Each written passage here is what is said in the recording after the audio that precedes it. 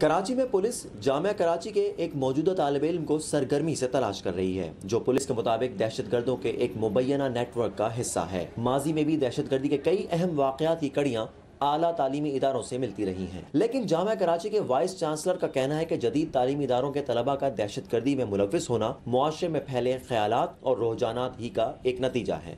ہماری یونیورسٹیوں میں بلکہ شہروں میں بھی پورے پاکستان میں جو فری ڈیبیٹ کا ماحول ہے وہ ختم ہو گیا۔ لوگ جو ہیں وہ اپنے آرگومنٹ بندوق کی گولی پہ طے کرتے ہیں۔ میرے خیال میں یہ جو ٹالرنس ہے یہ سوسائٹی میں پیدا کرنے کی ضرورت ہے۔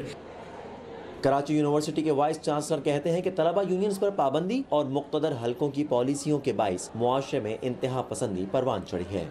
میں سمجھتا ہوں کہ طلبہ یونین پہ پابندی نہیں ہونی چاہیے، میرا ذاتی خیال یہ ہے، اور میں اس بات پر بھی یقین رکھتا ہوں کہ ہمارے مقتدر ادارے اور ہمارے جو وہ لوگ جو کہ ملک کا نظام چلاتے ہیں، اگر ان کی مرضی نہ ہو تو کہ کوئی بندوق کوئی چھری بھی لے کے یونیورسٹی میں نہیں آ سکتا۔ تو میں تو ان سے میری درخواست ہے کہ وہ بدلے پیراڈائم، اجازت دیں اور کسی اسلحے کو کراچی یونیورسٹی میں یا کسی بھی جامعہ میں داخل نہ ہونے دیں۔ دوسری جانب سماجیات کے ماہرین کئی اور مسائل کی جانب بھی اشارہ کرتے ہیں۔ ان کا کہنا ہے کہ تعلیمی نظام کی خرابی اور والدین اور اساتذہ کی عدم توجہی کے باعث وقت کے ساتھ انتہا پسندی کی جڑیں مضبوط ہوئیں اور تنگ نظری کو فروغ ملا ہے۔